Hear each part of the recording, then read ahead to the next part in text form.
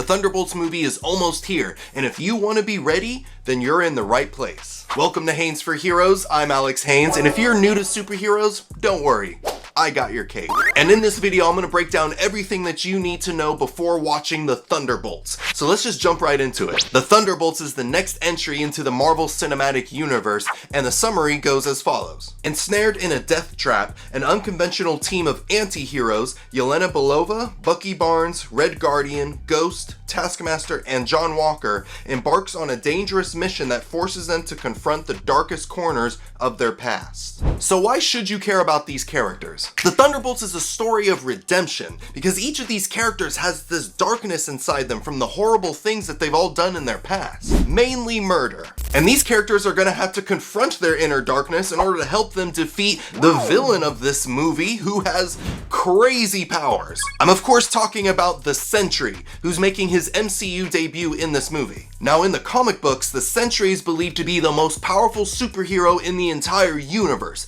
Like, he's a big deal. But you might be wondering, Alex, if the Sentry is supposed to be a superhero, why is he a villain in this movie? Well, just like the Thunderbolts, the Sentry also has an inner darkness. But unlike them, the Sentry's darkness actually manifests itself into a split personality called the Void. And when the Sentry becomes the Void, he is a being of darkness, destruction, and death. And as you can see in the trailer, the Sentry, or more accurately, the Void, is so powerful, he can just point at someone and turn them into a shadow. I mean, the Thunderbolts are cool and all, but how the heck are they gonna be able to fight a dude that can do that? Well, we're gonna have to watch the Thunderbolts if we're gonna get that answer. But before watching the Thunderbolts, do you have to watch every single movie and show in the MCU in order to understand what's happening? Fortunately, you don't. Here's a quick guide to the movies and shows you should watch within the MCU that will help you understand the Thunderbolts. Firstly, you want to watch the Captain America trilogy, so that means Captain America the First Avenger, the Winter Soldier, and Civil War. These movies introduce the character of Bucky Barnes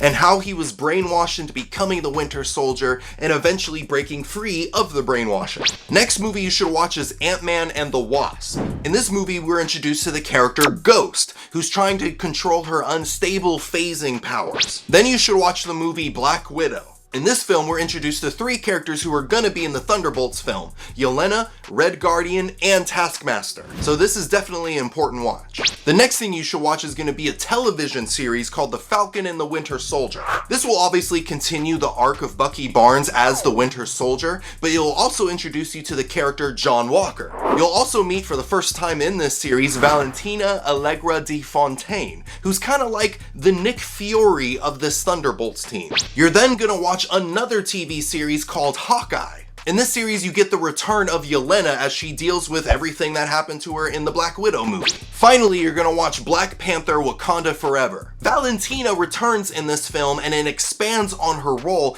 and hints at her secret agenda. But what else would you like to know about the Thunderbolts movie? Or do you have any other questions about the superhero genre? Put them down in the comments below. And if you got value out of this video and you want to see more, go ahead and press the like button and then click on the boxes right here, and I'll see you in a bit.